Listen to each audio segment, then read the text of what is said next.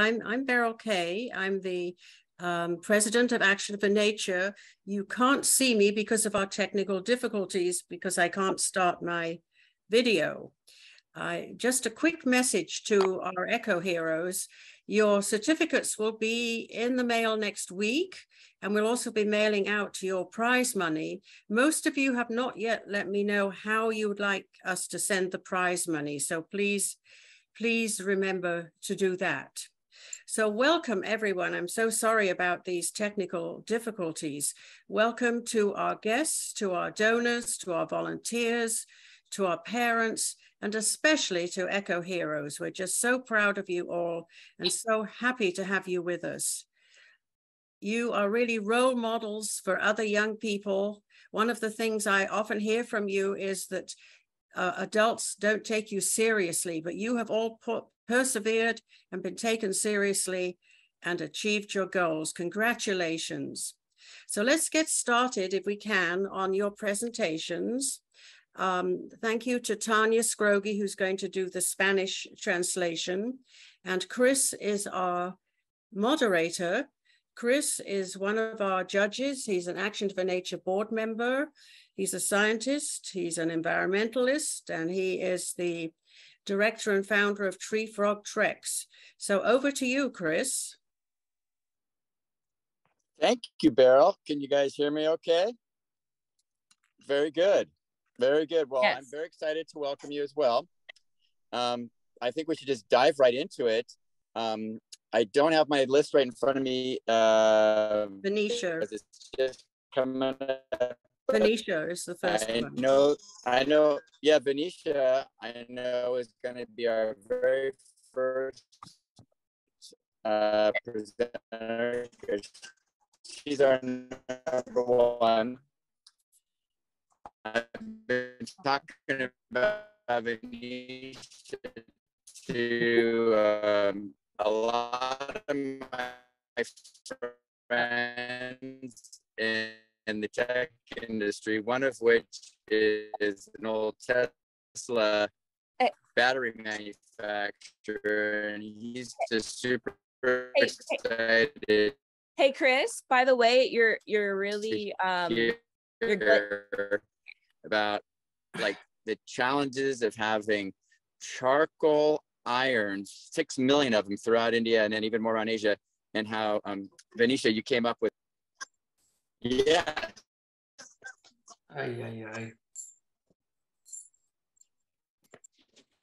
Hey Chris, by the way, your connection's really bad. Your sound is breaking up a little bit. You're breaking up really badly, unfortunately. It's really dragging, unfortunately. I'm so sorry, Venetia. Venetia's number is first, and Chris was asking about your project. So Venetia, why don't you go and you can ask about your project a little bit. Sure. Can you hear me clearly? All right, let me see if this works better. Okay, we sure can. Yes, thank you. I'm Venetia Mashankar. I'm 16 years old from Tamil Nadu, India, and my project is the solar-powered ironing cart. So the solar-powered ironing cart was something I came up with a few years ago, so when I was 13 years old.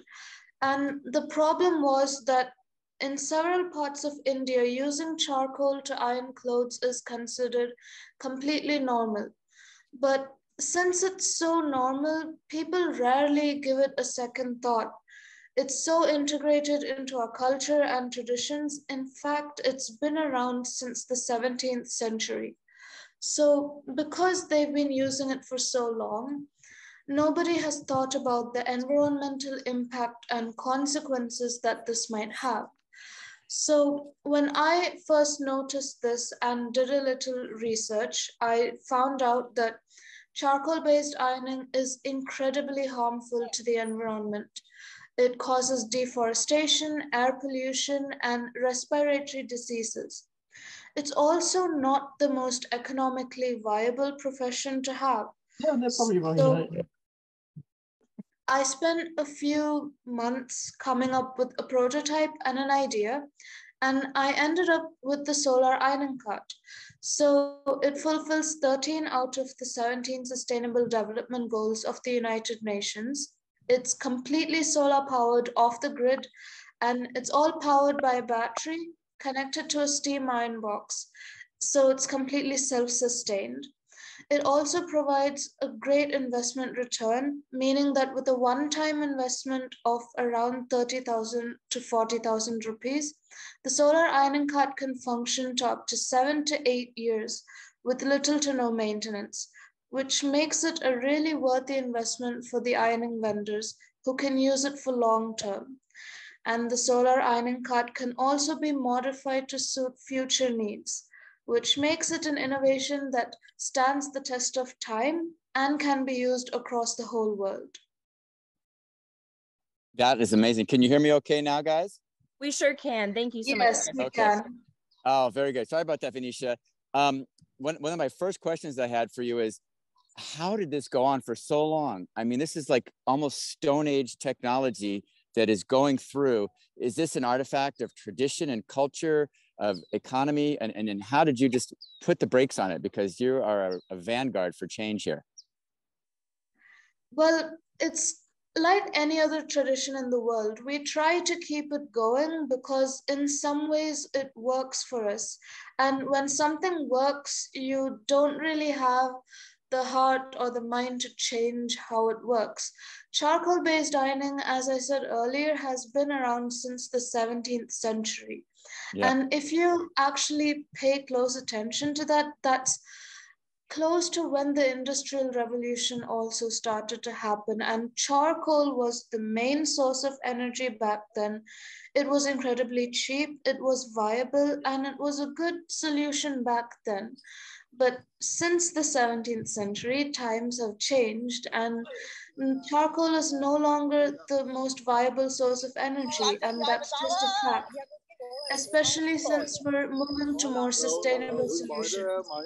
And since we have renewable energy solutions like solar energy, hydropower, wind power, charcoal just does not make the cut anymore. And we have to use more sustainable sources of energy to keep our planet and biodiversity much more safe. Well said. I wanted to end on the fact that your project has such scalability, reaching, as you said, potentially 6 million people in India and many more million people across the world. I think it could also be used as a wedge to get us out of the suburban charcoal barbecue mindset, which we have here in America. There's a funny old monkey song, which is talking about everybody having their charcoal burning on the Sundays. And I think that maybe we could do that because it's time for change globally. And I thank you for putting that out there. In the interest of time, I'm going to move forward. Does that sound good to you, everybody? Thank you, Venetia. Thank you, Venetia. That was wonderful. Thank you. Thank you. Fantastic. As I said, my screen is not up for the next person. So we have Lynn Nguyen. Very good. From Vietnam. Wayne, would you please, can you come on up on the bandstand and give us a little introduction to your program for everybody, and then we'll get some Q&A as well for you. Hi, I'm here. Actually, my full name is Nguyễn Nguyệt Linh, so you just can call me Linh. I'm from Vietnam, and I've just got a little project called A Piece of Forest for You. So, like all of the projects and my activities about environment start from when I was grade 5. So I want to tell everybody a little stories. So I went through many forests and I saw many animal species, and also I saw the negative effects that human made on the environment, especially when I visit Cuc Phuong National Park in Vietnam. I meet the pangolin species, which is an endangered species, and I got the chance to see what this species has been through, and I feel sympathy with the species, but also with the nature and the environment around us. And I soon realized that the city had too many buildings, skyscrapers, and constructions everywhere. Even though we're in the place that where I'm staying right now, I can't see the color green. I only see skyscrapers and houses stacking together. And I want to do something to for the children and for the friends that in the same age of mine to have the opportunity to see the color green and the sound of animals in the forest, or to just hear the sounds of nature. So I want to introduce about a book that I've recently have. It's called A Little Piece of Forest for You, which I am having it here by nearby, but since I can't share my camera, so I can't show it to you guys, but it's okay. So I wrote this book when I was in grade 7 with my 3 friends of the same age. Actually, the first aim was to raise awareness of the benefits of forest to students and children in the same age of mine. And I actually having a presentation at a school in the city where I live. And I was surprised by how eager the students in there want to find information about forests and to find more like the benefits of forests in Vietnam or in the world. And that's one of the motivations that I have to write this little book. And soon then I got noticed. This book got noticed, and we got sponsored by the Ministry of Environment. And soon the book was published. All the money that we used from the book sales was for the forest in the mountainous area of Vietnam. And I actually have a second book, which is named Friends in the Mangrove. Cool. This book is written by 15 students, 15 students from 8 to 17 years old. All the others wanted to protect the mangroves, so we created a small project to want to raise awareness, also to raise awareness for people and for children, especially small children, to see how the mangrove is having the positive effect on our daily lives and how it benefits our lives. And also Lynn, I'm gonna cut it just a teeny bit short so we can get some time to interact with you, because you're extraordinarily well spoken to give everybody the information, but we want to get some back and forth feedback a little bit. The first thing I want to give you is a huge accolade for winning the very first Dr. Mary Griffin Jones Award with the ideas behind your conservation, segueing and dovetailing into art and literature. I mean, it's incredible at age 14 that you've been able to pull these together, and no less that you're in Hanoi, Vietnam, which of course is not San Francisco where I am, where there's a million people thinking about the environment. You know, we're in a little green bubble here. I think that your generation and yourself in particular could be an awakening, like just like a watershed moment. And I really want to applaud you for all that you've done with A Piece of Forest for You. Is just extraordinary. And that inspired me, which I didn't get a chance to show you, to be here at the Conservatory of Flowers right now, where I am. I've got a fun little audio playing. You can hear that.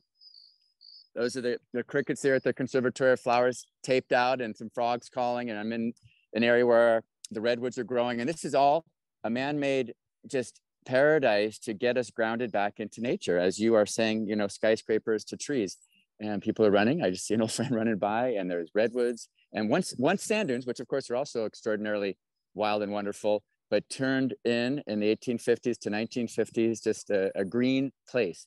And the color green is, of course, what we really need. So, Lynn, you want to finish it off, and we'll pass on the baton to our next wonderful Eco Hero Award, and give us a little final synopsis of where you're going in the future. I think I'll just have a little brief, like talking through the second book that I'm having. So it's just that all the money that we from the book, both of the book sales, we donate to the mangroves. Especially the Xuân Thiền National Park in Vietnam. So to sum up all the projects or the progress that I've made so far, were to raise students' awareness. And secondly is to show that there are more than just tall buildings and in the cities and in the country that we're living in. And thirdly, more and more children will, I want to spread the love to more and more children in country alone, to nature, and to encourage students to speak out their voices. Absolutely. So, yeah. Congratulations and thank you for your work. And I know you're inspiring me, so I can't imagine how many friends and children you're going to be getting off into the green world, as we call it. I've got my list coming up, by the way. Thank you, but I don't know who's here for sure. Is Diana coming up next, or are we going with? Sushil is actually next, so I'm not sure. We definitely have Sushil. Oh, wonderful. Hey, Sushil. Okay, let me give a quick hello and shout out to Sushil in Kenya, no less. Is that correct? Yeah, I'm from Nairobi. Yeah. Nairobi. That's incredible.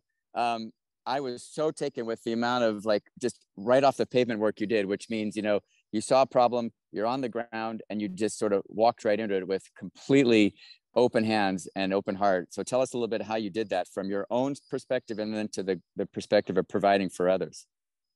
Sure thing. First off, I'm just going to apologize about the background noise because I'm multitasking.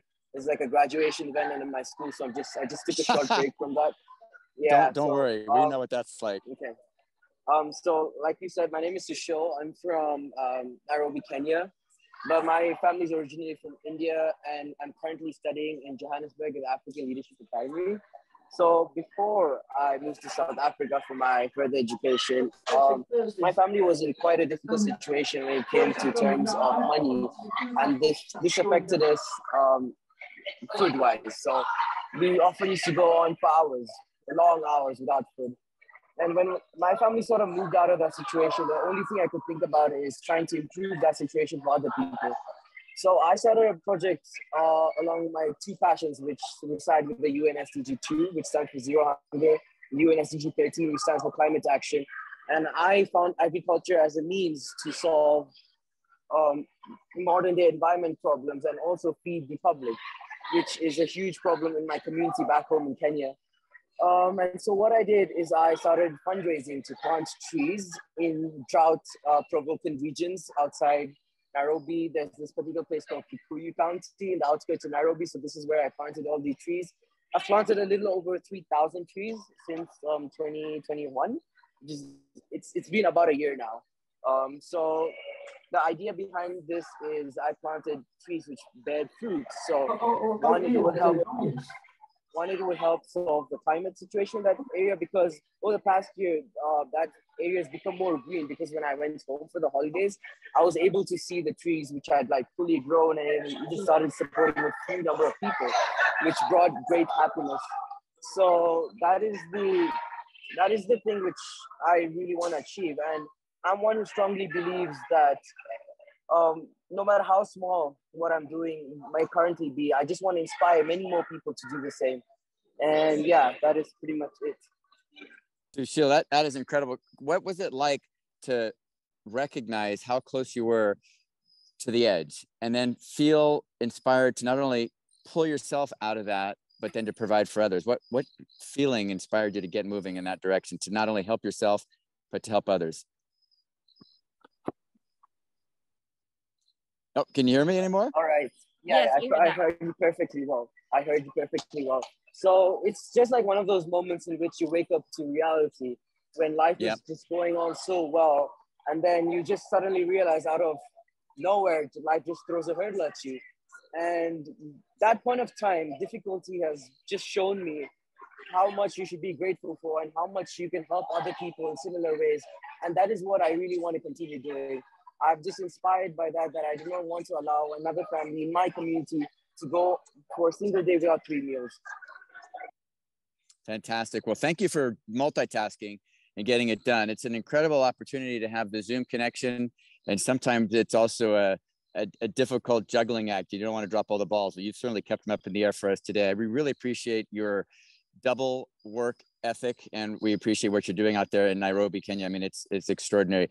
And consider some time, we're going to move on to Prasidi Singh if she's here today. Is that correct? Greetings. Yes, she's here. Yes. All right, go ahead and give us your introduction, and then we'll start asking some questions to you too, Prasidi. Thank you for being here. Thank you so much. So first of all, I'm extremely delighted to receive this award from the Action for Nature. And I would also like to congratulate all the fellow winners.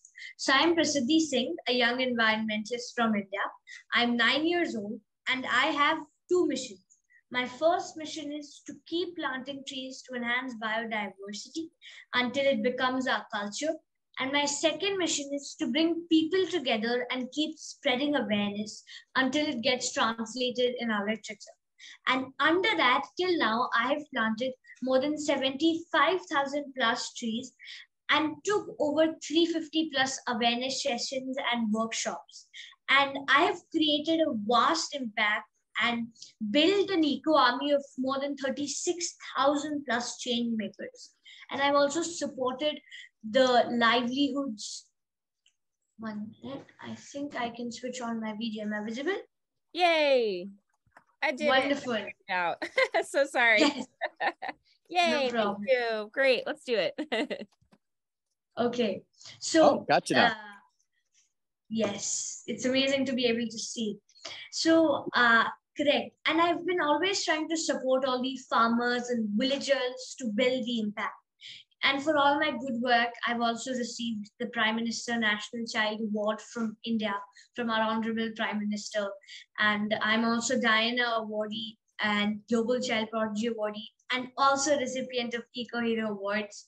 And in fact, I'm happy to inform that recently I was also announced as the finalist as the Indian of the Year in Climate Warrior category of CNN News 18.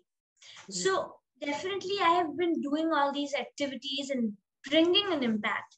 But I believe that what is important is for all of us to collaborate together and understand the power of both action as well as awareness and build the impact. Because according to the figures and statistics, it is said that by stopping the destruction of grasslands, wetlands, or extinct forests, we can pull out about 3.9 billion metric tons out of the carbon.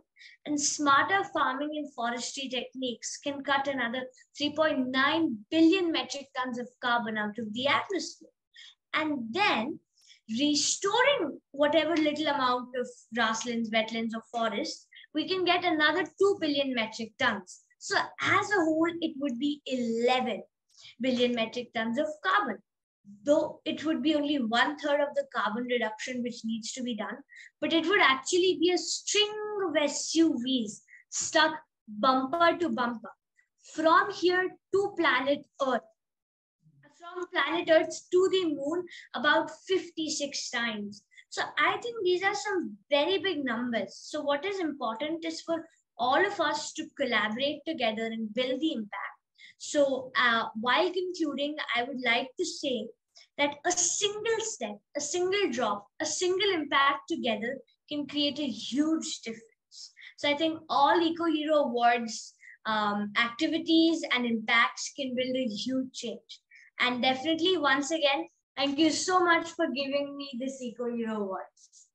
Oh, fantastic presentation, Prasidi. I mean, it is unbelievable what you're doing at 9 or 10. You got the first award in your category, and you're more well-spoken than 99.9% of the adults I've ever talked to about trees and global warming. I mean, like you said, you want to get a catalyst going and you want to get the movement gaining traction, and you are so positive, enthusiastic. One little recommendation is, to fight the fight, give yourself a minute to stand back and enjoy your childhood and then move forward step by step, because your enthusiasm, we don't want it to wane. It has got extraordinary potential, and we are all very, very impressed. So congratulations. We're going to go on to Bianca Noyes next, who also catalyzed an amazing change here in America. Not only did she start the movement, she completed it. I'm not going to take away your thunder, Bianca. Tell us about Kids Saving the Planet and how you and Joe, well, you know who, tell us about how you met him and what happened.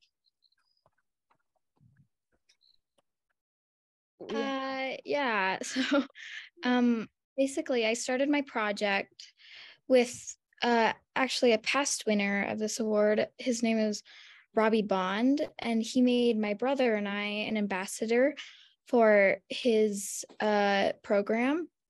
And then I thought to myself, how could I do more? Because I was like, I was just, and so then I thought, well, what is something that is achievable that you are able to do and that can make a bit of a difference? And so I made a bunch of these postcards about Bears Ears after it was taken away, and I started to give them out to have other kids around my age in fourth grade, other kids in fourth grade, to sign them. And then after I got all of them signed, then I thought, what should I do with these? I want to give them to someone that can do something with them and make them achievable. And so then we went to the candidate list, and we found out that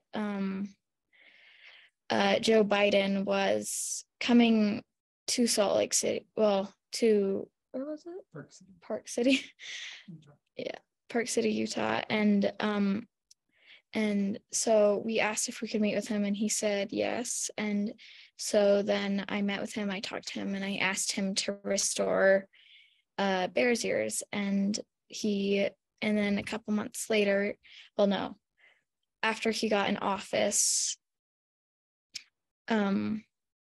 he restored it. And yeah, and then I also started working with Robbie and this other girl named Brooke. And then I also wrote this book after I met with him. Great. And then I started work. So after that project was finished, I still wanted to complete and do more. And so then we started working with we started working to try to protect Aviquame. So we met with some more people and in DC, and yeah, that's basically where my project has left off from. And yeah. Well, I got to tell you, you're very soft spoken for meeting the president of the United States and getting him to not only say, yeah, I'll look into that, but to promise to bring Bears Ears back. I mean, it's like taking this entire Golden Gate Park area and saying, yeah, we'll bring it back because we just decided that Mr. Trump shouldn't be allowed to discontinue all the national monuments in America. We're going to take action. And you spoke up, and your voice, the president knew, stood for hundreds of thousands of other voices, because not everybody has the gumption that you do to get it done. And I compliment Robbie as well, one of our past You Could Hear Award winners, for nominating you to be part of his team. And it just goes to show that spreading the seeds and the roots and the encouragement can lead to many, many, many great things. And since you brought it up, I've been looking into Bears Ears and talking to people about it. I didn't know much about it before. And I'm just thrilled. I want to go out and visit right now, take a big trip. So congratulations. And thank you for getting those postcards signed by your fourth graders, which incidentally is the United States age for going to national parks, which is a very good thing, a free thing to do, which is a new development as well. We're going to sign off right now, Bianca, and go to Adi Dav. Adi Dave, are you with us right now for Urbana tree planting and wastelands? Yes, I am. I hope you're able to see me. Yes, fantastic. Welcome. Firstly, I would like to say it's 10:30 p.m. Oh, actually, no, it's 11:15 now here in India. I'm connecting from New Delhi, India. And I would just like to say it's so lovely to see everyone finally after the technical glitches. Yeah, so let me get started. Hello, everyone. My name is Adidev, and I'm the founder of Urvara Greening Mother Earth.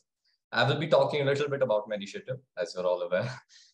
Urvara is a community-based, not-for-profit initiative started in 2019. I aimed at providing water wheels for rural women of Alwar, Rajasthan to mitigate the water woes. By the way, Rajasthan comprises of the Thar Desert, which is 200,000 square kilometers of desert land. While working for the fundraiser, I realized that the scarcity of a fundamental resource like water had a snowballing effect. The problem started with the lack of water and led to so many others. Though getting water wheels was a reprieve, it was not a permanent solution. And I knew that whatever I started needed to be self-sustaining and something that the local people could take forward effectively, even in my absence.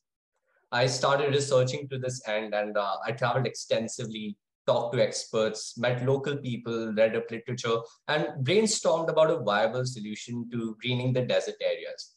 My research findings pointed towards recharging the ever-depleting groundwater table by planting native trees, preventing soil degradation, and enhancing biodiversity as a long-lasting solution, which eventually led me to farmer Sundaram Vermaji's 1 liter water technique or dryland agroforestry that only requires 1 liter of water per tree for its entire lifespan in a water scarce region to grow. We went ahead, creating awareness among the people that if they put their heart and are prepared to work towards it, the 1 liter water technique could bring a turnaround in the region. The team went tirelessly from village to village, campaigning their cause and advocating change. They were avidly interested in planting trees in schools and abandoned animal shelters. They wanted to impact the maximum number of lives through their initiative, Urvara. After many advocacies and campaigning, the stakeholders responded to our call. They understood that the only lasting solution was to promote biodiversity through plantation in the arid region and optimize whatever little water was available. Furthermore, the community realized that the power was within them to better their lives. Slowly but steadily, the dream of a green desert is becoming a reality. What started as a ripple is a colossal wave now. School students, rural people, local government workers, and many other volunteers have seen the merit and joined the team to make a difference. Urvara, through its plantation projects, directly and indirectly involves all 17 SDG goals. It has the potential to save the world from major problems such as desertification and water scarcity by greening the deserts and wastelands of the country. We feel this project has the potential to become a national movement, and with your support, we can make this a national movement and then possibly a global phenomenon. Thank you so much. Thank you. Thank you very much. I am blown away that you're able to create an actual forest with just 1 liter or less of water, maybe 2, depending. And I applaud you for going to the professor's house, knocking on his door and saying, listen, I'm really serious. I really want to do this. Most people wouldn't do that. And I don't know how long it took you to get there, but can you tell us just one little teeny tidbit about how that went down when you went to knock on the door and the person hadn't returned your calls, didn't think you were serious. And then he took you so seriously that he brought you under his wing as one of his, like, basically, disciples to get this done. So it's actually a fun journey that took quite a bit of while.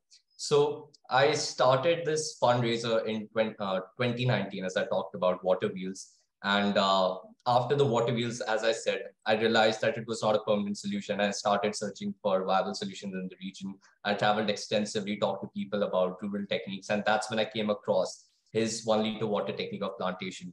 Now, initially, I did not approach him. And I thought about implementing this because it sounds rather absurd when you think about it. Only 1 liter of water to plant a tree for its entire life. It seems unbelievable. So I did this pilot project initially where I planted 150 trees in the region. And I was blown away when I saw that the trees grew at a 95% survival rate. So that's when I thought that this could actually bring a major change, not just in the region, but in the country. And if I'm fortunate, then in the world as well. So that's when I approached him. And yes, it was difficult to get a hold of him initially because of course, he lived in Rajasthan, I lived in New Delhi, and it was difficult because I did not have any contact details. I did not know how to approach him, where he exactly lived. I went online to search whether a renowned person such as him, like whether I could get hold of his phone number over there. And that's when I received a phone number online. And when I contacted the particular phone number, it turned out to be the local post office. And from there, when I asked them, that's when I got a hold of his number. Now, initially, when I called him, he, of course, I mean, he's a gentleman, but he thought that it's just an inquisitive child who's who's wanting to understand what the technique really is about. But as I talked to him more and more about it, that's when he understood that I'm serious about this and I want to collaborate with him, because he's extremely experienced, and someone such as him would be really respected, and his technique should be taken forward. So yeah, that's how it really came forward. It was a journey that took another year. It takes a long time to do something like this. And people believe that when I talk about community mobilization, that it all just happened in a day, that the ideation and the creation, the implementation. But no, things like these take a lot of time. They take a lot of thought, going from house to house, going from schools to schools, talking to children, talking to people, talking to the local governing body. So yeah, so it was a long process, but a fruitful one. And I'm happy I got to be part of such an experience. Yes, thank you for articulating that. I wanted to use you as an example for all our Eco Hero Award winners and for the public, that it's about perseverance. It's about, looking again, or knocking as you did, and knocking again and being like, well, I'm not going to give up. And it took you a year. So I think that really puts it in perspective that we're in it to win it for the long haul. And it's going to take a moment to just get the ideas out there, and then if you fail, that's a good new place to learn and move forward, and also to ask for help when you need it, which you did. So collective consciousness, I think, is becoming even more powerful as we communicate, as we're doing now, to find ways to help each other be successful. So congratulations on that, Adi. I'm going to move forward and get Jessica ready. You're welcome. Jessica, get on board for Toys to Care. I was so impressed with your soft-spoken bombshell of an idea to get Toys to Care. I mean, 80% or something of the toys end up in the landfill after 6 months, you said. And I agree. I've got 3 children. They're now older, and one's in high school. And I'm sure that the Legos that I've got in the backyard here, or the back of the closet, like your wonderful rabbit from McDonald's Happy Meal, could be put to better use out there. Can you tell us a little bit about your program and how you just watershed moment for everybody during COVID, and how you got it done? Thank you so much. I'm really happy to be here. Toys to Care started when I learned in my environmental science class about how in the first 6 months of use, 80% of toys do end up in our landfills. And this was a bombshell to me, because plastics, they don't biodegrade, which means they'll stay there for centuries.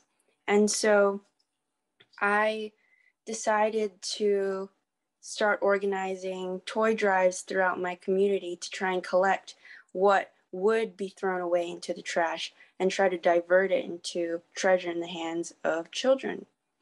And so by contacting my school's NHS and working with libraries, I've been able to collect over 10,000 toys and divert them into schools with a poverty rate of over 99% for children that don't have access to these toys.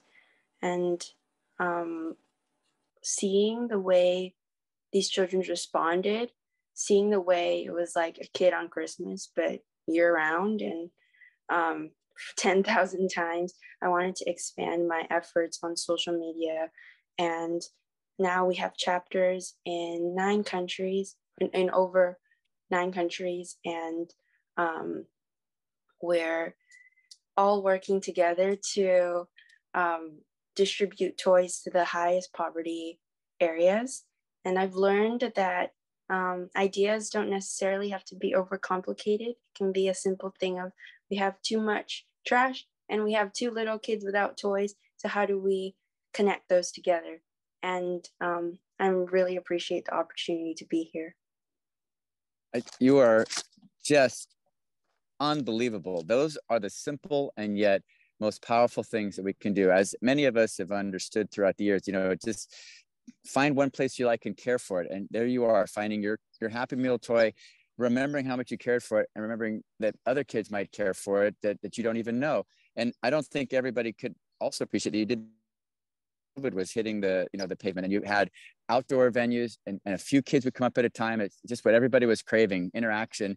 You did it outside, and you mobilized people, and you figured it out, and you've really just, I think, created, as you said, like a nationwide, worldwide phenomenon that we all really should embrace. With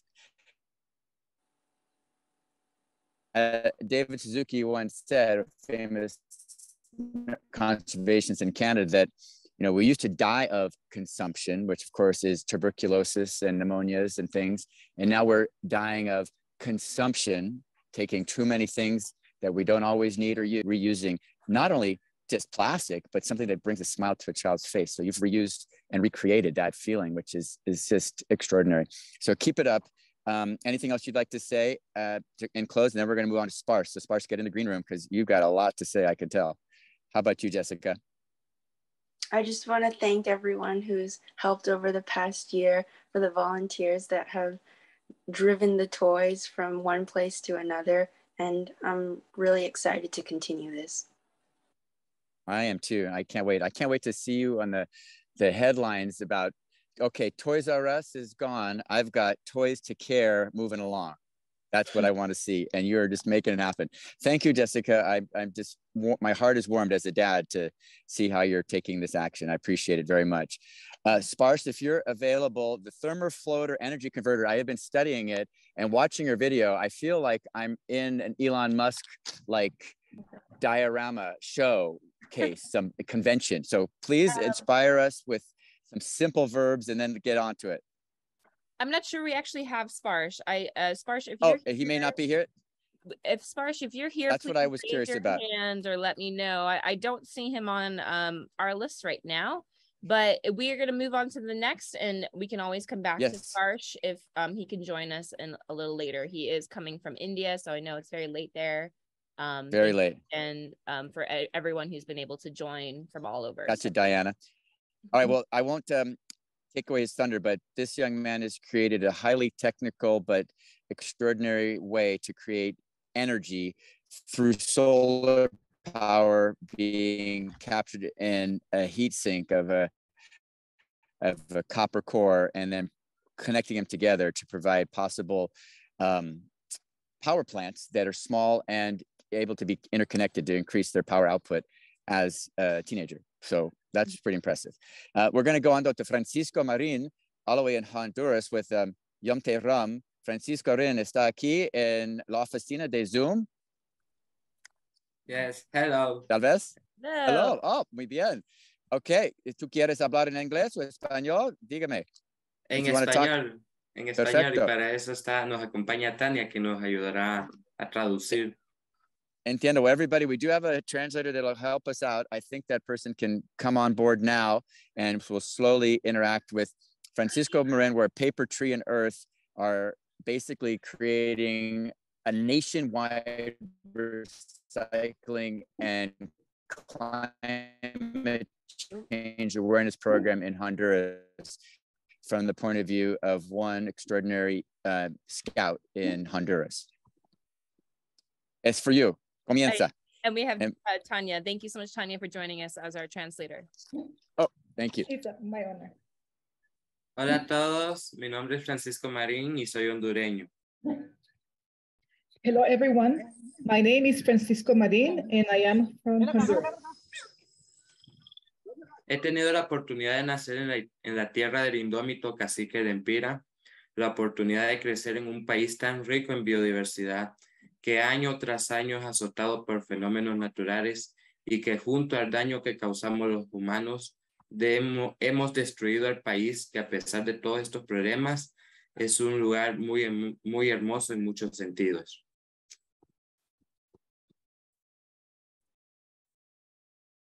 Oh, Tanya, you're muted. Sorry. I just let her know she's muted. You're muted still. We still can't hear you, unfortunately. There you go. Is this that better? Works? Yes, you're good. I'm trying to figure out we can hear you now. You can hear me. Yeah. Sorry. You hear me with echo? No, you're good. Okay. I have had the opportunity to be born in the land of the indomitable cacique or native Indian chief Lempira, and the opportunity to grow in a country so rich in biodiversity that the year after year, Honduras is destroyed both by natural phenomena and the damage that we humans cause. Yet, despite all these problems, it is beautiful in many ways.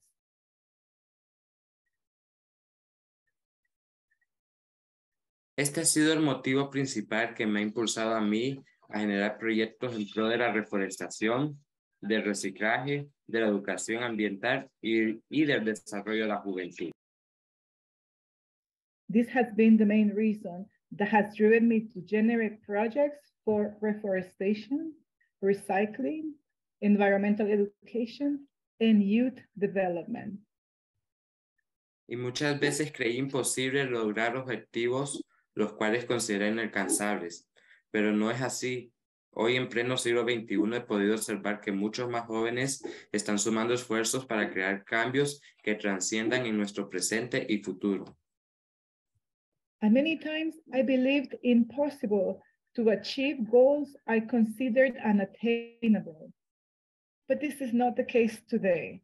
In the 21st century, I have been able to observe that many more young people are joining efforts to create changes that transcend our present and future. Si al niño de 10 años que era le hubieran dicho que en algún día él sería reconocido por su labor ambiental, que este sería reconocido por el presidente de la República, que tendría una columna mensual en uno de los medios de comunicación digital más importantes de mi país, o que sería un activista en pro de la justicia social, me hubiera reído en ese momento y no lo creería, pero ahora sí lo creo. If someone would have told the 10-year-old boy that I was, that one day he would have been recognized for his environmental work, that he would be recognized by the President of the Republic, that he would have a monthly column in one of the most important digital media in my country, or that he would be an activist for social justice, I would have laughed at the time and not believe it. But now I do. Ante todo, quisiera agradecer a mis padres porque han sido ellos los que siempre me han brindado el apoyo de poder ejecutar diversos proyectos en pro de la juventud hondureña. Agradezco también a todos los jóvenes voluntarios que han impulsado el desarrollo de la red de ambientalistas Youth and Room, que significa papel, tierra y árbol, y la cual inició como un proyecto en pro de los ODS dentro del movimiento Scout. First of all, I would like to thank my parents because they have always given me the support of being able to carry out projects in favor of Honduran youth. I thank all the young volunteers who have promoted the development of that network of young environmentalists called Youth and Room, which started as a project for the Sustainable Development Goals within the Scout development. En algún momento, Eleanor Roosevelt, a quien yo admiro, expresó: el futuro pertenece a quienes creen en la belleza de sus sueños. En este sentido, he logrado comprender que en lo personal, el futuro es de los jóvenes quienes lideran el cambio basado en la igualdad, la justicia y el cuidado de los ecosistemas.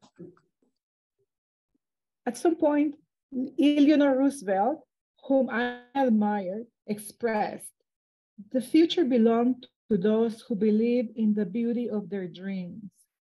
In this sense, I have managed to understand that personally.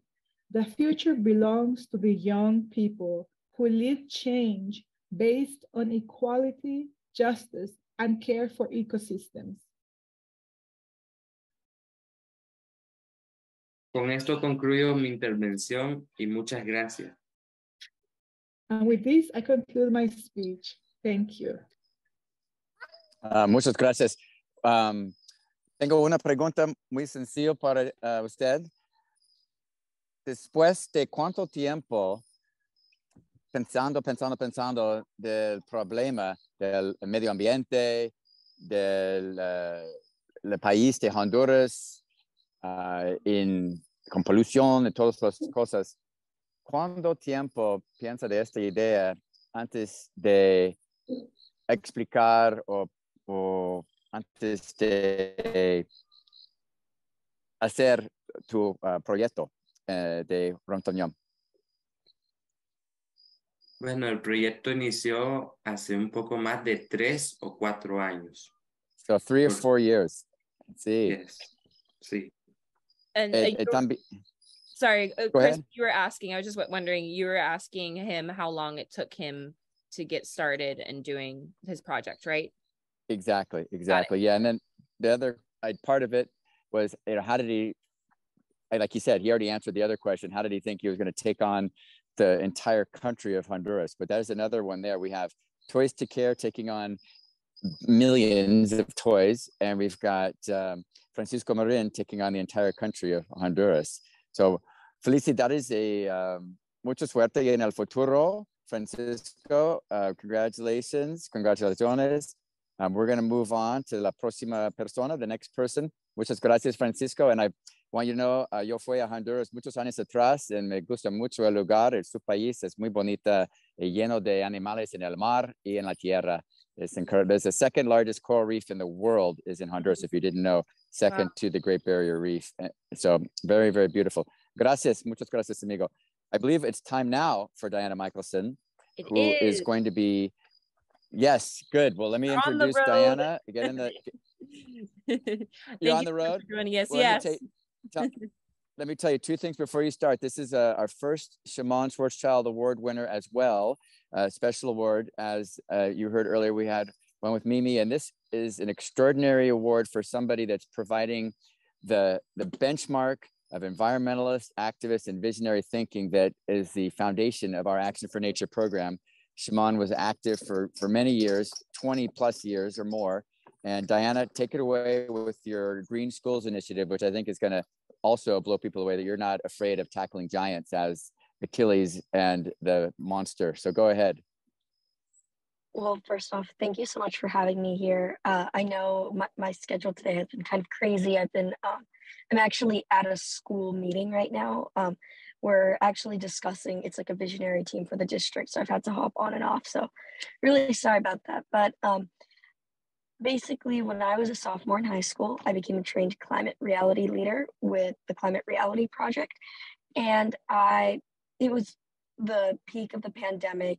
So many of my activities had been canceled, and I was really eager to, embark on something that was really exciting to me, and also something that I could tackle virtually.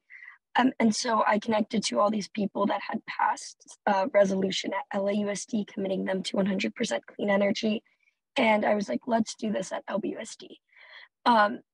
It was a lot harder than I thought it would be. I thought, oh, this would just be one document that would be really easy to pass. But it turned into a 2-year endeavor where we were essentially going to every single school board meeting, rallying the community together, making a petition, having 2 to 3 meetings a week with people and the community members and city officials and district officials. And basically the end, our whole goal is to pass a document that committed LBUSD to 100% clean energy in the electricity sector by 2030 and in all other energy sectors by 2040. And by 2 years into the process, what we were able to essentially do was amend an existing document that exists at LBUSD, and I should clarify that it's Long Beach Unified School District. So we were able to amend an existing document and essentially add power to the document, because this document was called Board Policy 3510. It was essentially powerless. It said, let's transition LBUSD to clean energy. Let's look into waste management, but there was nothing to it. There were no timelines. There was no accountability component to it. So what we essentially were fighting for was, we have this document in place, so let's make it useful. Let's actually add meaning behind it. So we were able to add language, solidifying a deadline, a commitment for LBUSD to not purchase any more fossil fuel equipment, because it's a gradual transition. We're not going to just transition to 100% clean energy overnight, but we're going to start buying, once this stove is at the end of its life cycle, we'll buy an electrical stove. And next time we have to buy a car for the district, it will be a zero emissions vehicle. So it's this gradual transition that we've been fighting for. And 2 years after working with the district, and obviously there was a lot that went into this. As students, we weren't always taken seriously, or there were just a lot of meetings that were held that just didn't go anywhere. But 2 years later, we were able to pass the resolution, and that's been really exciting. But obviously, that's not the end of it either. There's a huge accountability component to it. We are part of a task force, or the task force is still being built, just to clarify, to actually keep the district accountable to these words. So, for example, the task force will be looking every single year at, how many stoves were bought. Oh, obviously, why is this one gas, not electric? Keeping the district accountable in those terms. And then meetings like the one that I'm currently at. We're actually on a break right now, but holding like visionary committees for LBUSD and trying to see what we want next in the district and make sure that it aligns by this clean energy document that we also passed. I just got to say, I've been in Board of Supervisor meetings here in San Francisco, and I was bored to tears. You're waiting and waiting and waiting to make your plug. And I want everybody to know the perseverance that you're showing is of a different level of patience than, say, driving across India and getting, no, no, no, and then finally a yes. You're getting stuck in one spot, kind of locked in and knocking your head against the wall until somebody kind of lets open a little bit of light, and then it opens up the discussion. So I know what you've gone through, and I want everybody else to realize that the perseverance you show in the political arena is no less difficult than just trying to create a new power converter with the physics of it. It's extraordinary. So we need everybody on the floor with all these different talents to get things done. And I want to applaud you for winning the first Shaman Sports Child Award, which is extraordinary down in Long Beach. And I love the Long Beach Aquarium and the whole area. And it was a war space, a Navy space, and it's incredible that we're going to reclaim some of that land that was ironically neglected and then now available because it wasn't developed in some ways. And if we can get Long Beach green with what I'm saying, we can get a lot of places green. So anything else you want to say in closing with regards to your trajectory? Are we going to see you running for president next month? What's going to be the next goal after this? No, well, I am interested in potentially studying public policy in college. And I'm a senior this year, so college applications are definitely at the forefront right now. Oh yeah. But I think that, what I learned through this process is, as a student specifically, it's been really challenging. We haven't always been taken seriously, but I think there was also a lot of power to having a youth voice. And, we weren't always taken or listened to at the same level, but, by the time that we attended every single school board meeting, and they were every other week, and we were there for up to 5 hours. Yes. It really did. It was the persistence that I think that showed the district that, we weren't going away. And even more so, I was a 10th grader when I started this, and I'm a senior now, but it was having a committee or having a group of people that also included freshmen and 8th graders and some 7th graders to show the district, okay, well, these people are still here for an additional 4, 5, 6 years, and they're not going anywhere either. Yeah, that you hit the nail on the head. We're not going away. It's like a lot of our, what's that? It's like a lot of our children, and I'm getting some weird feedback here, but I want to close and say that the perseverance you're saying we're not going away is where it's at. And you couldn't falter. You had to be your very best at all times to get it done. And that's what we're seeing with some of the work we're doing with diversity and Black Lives Matter and women's equity, that, they've climbed up this ladder with the unbelievable stress of having to be nearly perfect just to get through all the different glass ceilings, as it were. And it's incredible. I think, what was your question? You got a question, Layla or Barbara? We didn't hear you. And then we're going to move on to the next person in the interest of time. Do you have anything else to say, Layla or Barbara? No, I think we were getting a question from one of the panelists, but we can come back to it. Okay. Well, we're going to get Cash Daniels and Ella Rosen in the green room here, the cleanup kids, some of the happiest scuba diving snorkeling team that I could possibly imagine, spreading the good word of action for nature through you do what you can when you can. So are you guys ready to talk about the cleanup kids?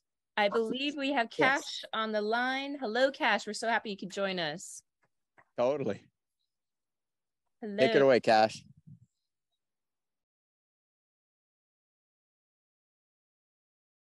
Hold on, he's on mute. Oh yeah. Hello? Hello, Cassie. I know you just joined, but we are actually your perfect timing because we were right on your project. We can hear you. Can you hear us okay? Yes. Perfect. Would you mind just talking a little bit about what you and Ella have been up to? I know, again, you just joined, so a little bit of a like, okay, go. Yep. So, well, what we've been up to is still working on the cleanup kids. And we have been working on projects like pollinators and 1 million pieces. So we inspire kids all over the world to pick up 1 million pieces trash by the end of 2022. And I am happy to say we are 800,000 pieces in. Awesome. That's so great. We're so Can impressed. you tell us about how you two connected at a conference, and you live in different states, but you have a similar vision, and you're also just a 21st century connection, and how the power of Zoom and email and hard work can create kind of like a spark that spreads through the community around the world. Can you tell us a little bit about you and Ella's partnership? Yep. So we met in Vancouver, Canada at Ocean Heroes Boot Camp, a boot camp for helping kids all around the world get started with their own projects and stuff. And we had been Instagram friends for a little bit now, but we met and we just had a bunch in common. And then we decided to found the cleanup kids. And we've done trips together. We have scuba dove together, and yeah, Zoom. And you've been at it for a few FaceTime. years now, right? A few years. Yes, for about 3 years now. And so why don't we finish with, tell us what your trajectory is for the next year and the year after that, given that you're quite precocious as a young man and woman team moving forward. Where do you see yourself going in the future?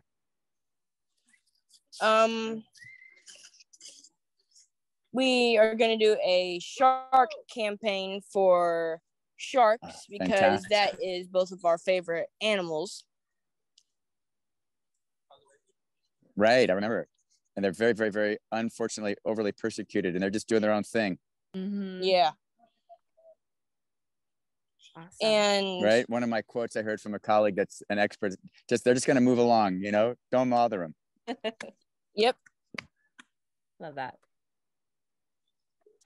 Well, wonderful. All right, well, Cash, do you have anything else you want to say in closing about how people can get tuned into getting 200,000 more pieces of trash to complete the goal of 1 million pieces? Well, check out the cleanupkids.org, and you can sign up to be a cleanup kid, and you can follow us on Instagram and Facebook at thecleanupkids.com.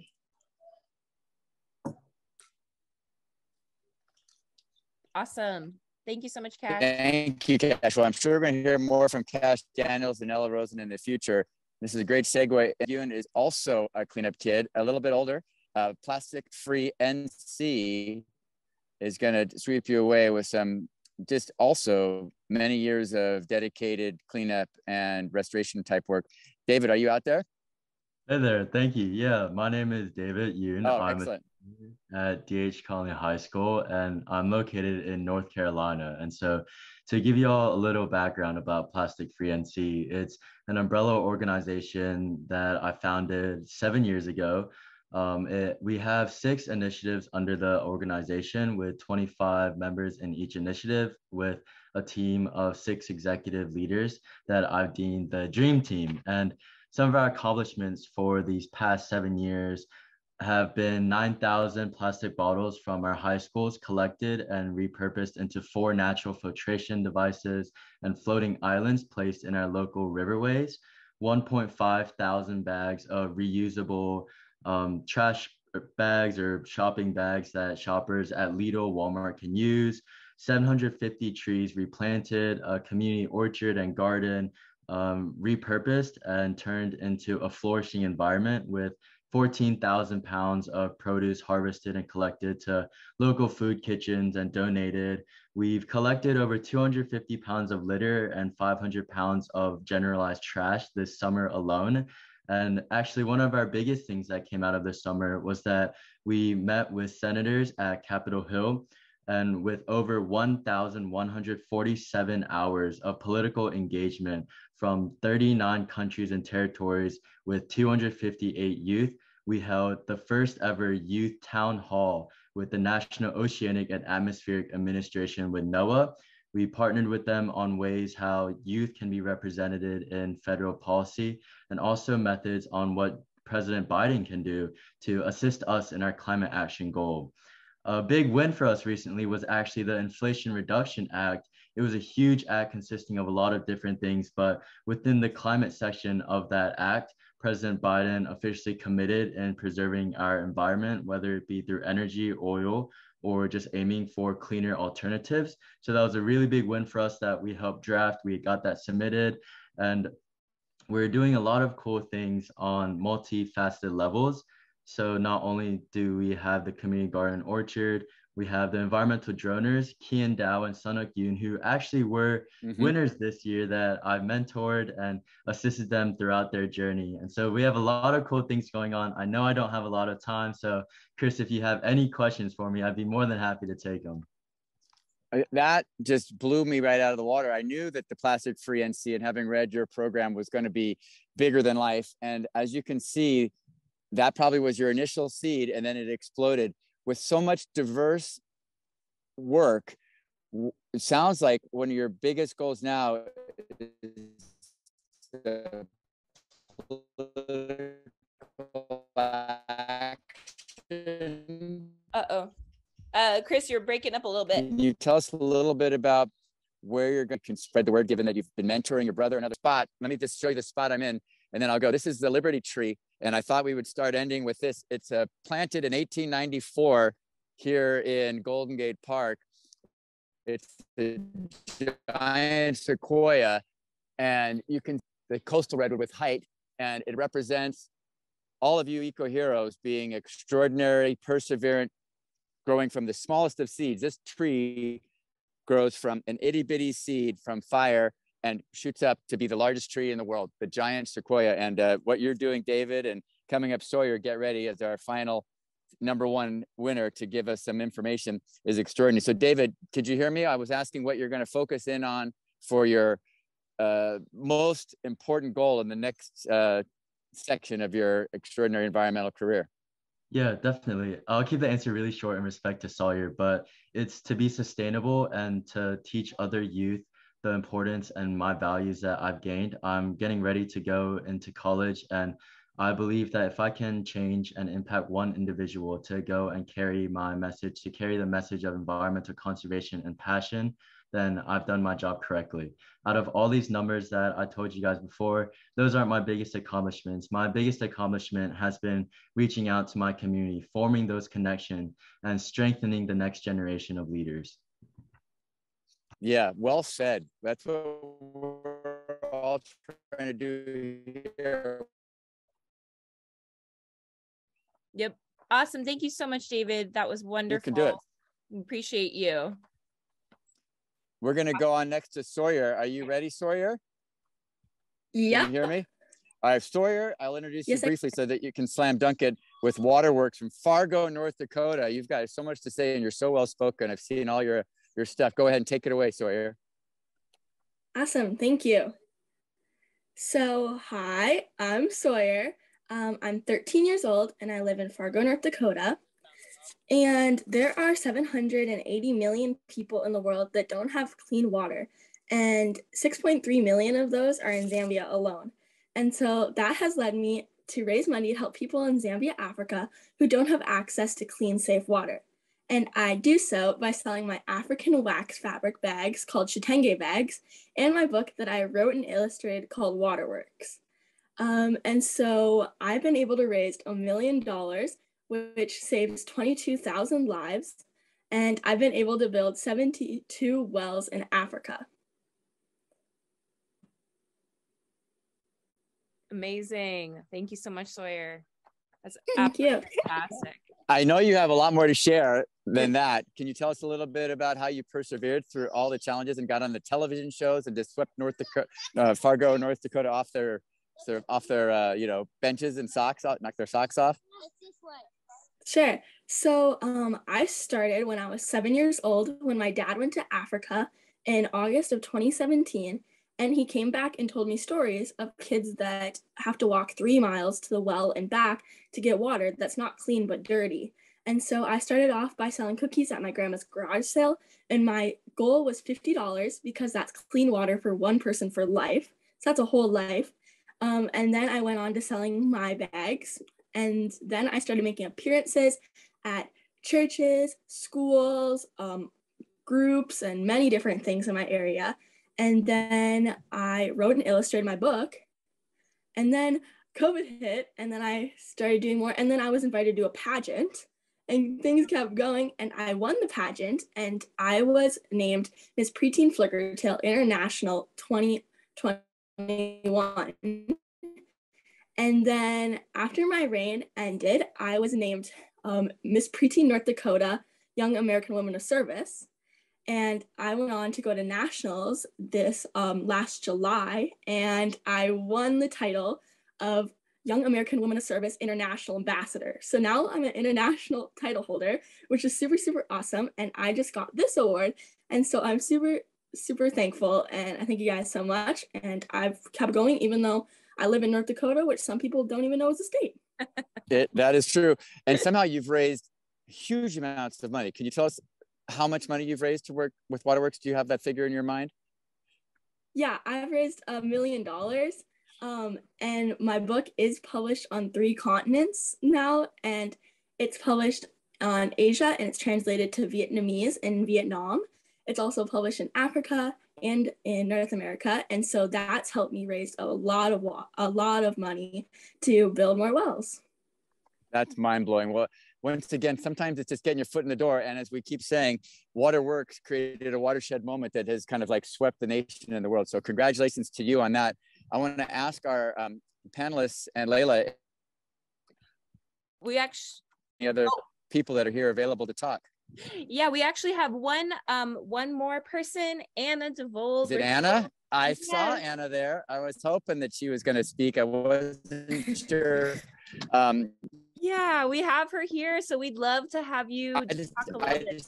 I have a very, very, very soft, and I've been to Soldotna as a child explorer and a fishery. So tell us, Anna, about POP and pollinators. Yes, so POP is an environmental program designed to educate others about the importance of pollinators and why their numbers are declining, while providing ways to promote their population growth and inspiring the next generation to be good stewards of our natural resources. My first goal was to educate others about the importance of pollinators, their decline, and what we can do to help. So I created a flyer, activity book, and website.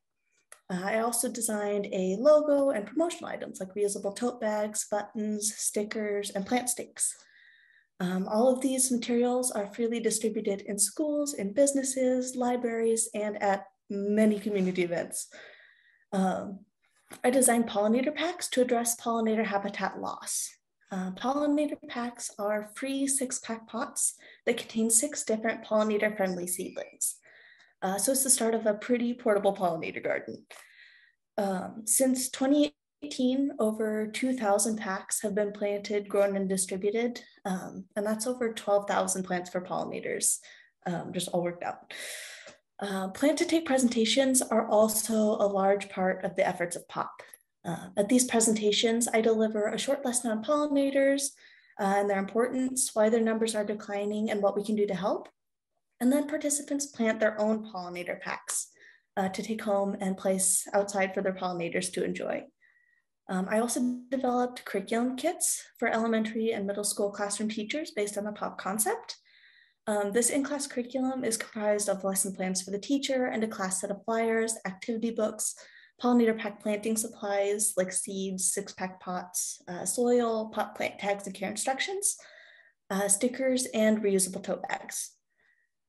Through community presentations, public booths, and classroom and online lessons over the past 4 years, I've reached approximately 5,000 families with the message to promote our pollinators.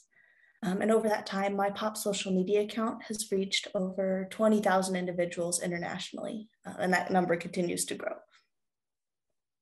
That is great. I don't know if you can see, but I came to the Conservatory of Flowers to show off some of the beautiful flowers here, and I'm watching some bees pollinating here. So this is our Golden Gate Park like hotspot for biodiversity and for restoration, and they're always changing the flowers here. And I looked at your kit, the fireweed and the nasturtium. It's amazing that you picked the flowers that would grow well in Soldotna in Alaska. And just the other day, we had somebody call us up at Tree Frog Treks. Hey, can you help us out with some pollinator ideas? And, you know, we're not a gardening program. We're a natural history animal program. And I was like, wow, people are getting the idea. And it all starts with the plants, right? And the ground and the earth and goes up from there.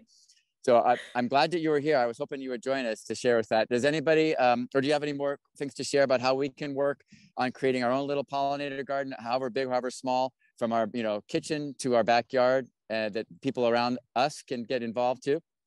Definitely. So my pollinator packs have 6 different pollinator-friendly seedlings that I chose specifically for how good they are for pollinators.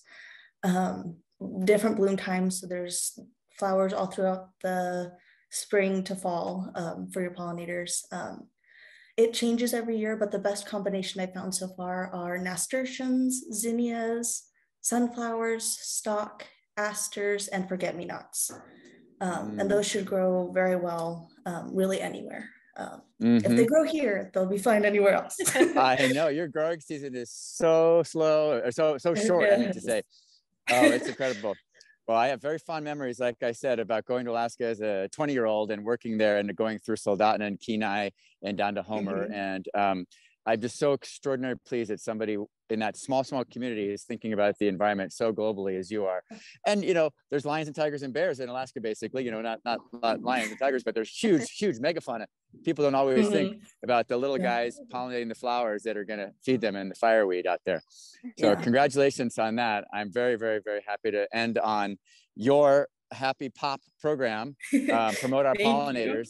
And we're going to open it up to general discussion. We're right on time, which is amazing, given all the different things here, literally 11:35. Let's go ahead and figure it out. If you have questions, one or two of the moderators, Layla and I, can help present them out there, or we can look at the chat. So go ahead and let's get started on that level. If anyone has specific questions for each other, please speak up now. If you are part of the audience that is not on the panelists, please feel free to write some questions. I don't know if anyone wants to get us started. I definitely have some questions, but let's. Layla, why don't you get us started? It's kind of slow back and forth with the chat, but go ahead and maybe one or two of them could jump in so we can catalyze the moment here. Absolutely. Well, I will selfishly speak to you, Anna, first, since you just went, but I also love Alaska, have family there. It's very near and dear to my heart. That state is so amazing, beautiful, very big state. What inspired you initially to, why pollinators? What struck your creative juices there? Yes, so I am a gardener. I love sunflowers. So every year I plant a bunch of sunflowers that we put outside our house. And one day I was out watering them and I saw 4 big old bumblebees all clumped together on the same flower. And that seemed strange to me. I wondered, what were they doing and why did they like my sunflowers so much?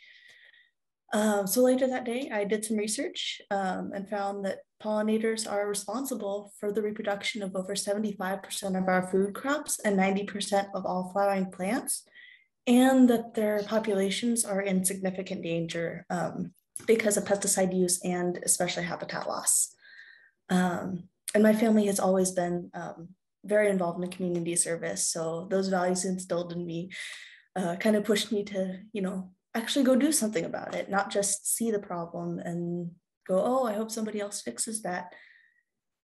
I was inspired to go ahead and, you know, start my own program and see how far I could take it. And it's been a journey. I love it. Thank you so much. That's fantastic. Does anyone else have some questions? I don't want to take over. Do we have any questions from our audience? I know we went through a lot. If there's any people that we want to talk about that started earlier on in the presentation, I know we did have a few people who had to drop just because of timing. I was very curious for Jessica from San Diego with the Toys to Care. You know, I know you were so struck by that issue of so many kids not having toys and all the waste. You know, what inspired you to say, I'm going to do something about this? I just curious about that. I don't know if we still have Jessica on the line. Let me see. We got a little hamster there flipping an omelet, it looks like. Yes, we do. Let's see. If we have Jessica, or if anyone else has some questions for us. And Sparse didn't come with us, so we'll put a plug in for him. Yeah, that again, his project was extremely heady, but definitely so inspiring. Again, to it reminded me a little bit of Venetia's efforts in India with the ironing carts. You know, energy and renewable energy is such a huge, important thing for all of us. We definitely need to make sure we are, you know, moving into renewable sources. And so his innovation of making that thermal energy so small and compactful and affordable is a really, really big thing. And we're hope to see his invention throughout the world. And Venetia, I'm not sure if we still have you, but your project doing the solar ironing cart was also just so inspiring. You know, so many countries still use coal. Even, you know, I know you're in India, but even Germany, you know, it's been in the news recently about using coal and things like that. And so it's so inspiring to see alternative methods to that. I'm not sure if we have Venetia still. It looks like Jessica came on here too. Jessica, did you hear what Layla was asking? Or Layla and Jessica, you can connect. Hi, sorry. Oh, you're all good. I was just wondering if you had, you know, what inspired you to actually take action. You know, I know you saw that disconnect there. You know, what was like, you know, what was it that made you like, I can do something like that? Or what, you know, what inspired you to take action there? Well, originally I'm from Thailand. And so where I'm from, the concept of throwing away things is foreign. We save our bread crust for desserts and we use our old clothes as dish rags. So when I realized how much we were throwing away, it just didn't make sense that there were other kids out there that could really benefit from it. And I think just from that mindset of not wasting what we already have, it kind of just compelled me to do something about it. Fantastic. Thank you so much. Yeah, that's a recognition of a young trait that's taken to your older age, you know, your teenage years from when you were younger. And that's what we're trying to instill with kids here in San Francisco, that composting, recycling, and trash are, you know, to be separated, and let's reduce the trash as much as possible, so that by the time, you know, you work with, say, somebody that's 80 years old now, they may not have ever grown up with that here in San Francisco. And so they're just like, well, why are you separating the coffee grounds out from the aluminum cans? But when a kid is like, hey, like 5 years old, what are you doing? You got to separate those. It's because it's like, it's instilled in them and they know the value of it. So I think that that's another thing Eco Heroes are doing. Does anybody else have any more questions? And then I'm going to hand it over to Barbara pretty soon, our super closer for today's event. I'm looking at the chat here and trying to find out, congratulating all of you. It's from Prasidi. There's so much that we can do and only so much that we can sort of throw out there on Zoom, but Prasidi just says it very simply. The word congratulations doesn't quite do it enough, and the thank yous for your efforts don't do it enough. We just want you to reach your hand up high, you know, and pat yourself on the back and know that we're working together to save, preserve, and maintain our home in a way that is going to make a difference in our our lives. You know, find a place you like and care for it one step at a time. And somehow $1 million is raised to provide water for people that had to walk miles to get clean water. And the toy is available to just one person. It's like that cartoon where there's all the starfish are dying on the beach and the kid picks one up and throws it back. And the guy says, "Why are you bothering with that one starfish?" He's like, "That one starfish is going to live." And then another one. And so just that one smile, Jessica, that I saw in some of your videos is a payback. And then that payback keeps going, paying it forward. So let's get on with Barbara to pay it forward with our Action for Nature closing remarks. I'm going to walk on over and flag some animals that we've got sitting in the foggy sun here in San Francisco and our conservatory from Tree Frog Treks Rescue Center. But most importantly, I want to say congratulations, keep up the good work, and share what you know so we all can grow, just like Pop. Go ahead, Barbara. Hi, everyone. Wow, how inspirational. It's an honor and a privilege for me to serve on the board of directors of Action for Nature, but even more so to be one of the judges. Every year, we are so inspired by the work that you are doing, and you winners are the best of the best. We get 150 applications and narrow it down to the very, very best projects. And that's all of you. You inspire all of us to do better. You are improving our air and improving our water. You are saving our parks and reforesting our world. You are greening deserts. You are recycling, reusing, repurposing, and saving all those things from going into the landfill. Thank you for not only doing the work that you do, but also reaching out to others and creating these global teams of volunteers. You are caring for the earth, and you are also caring for people who are much less fortunate.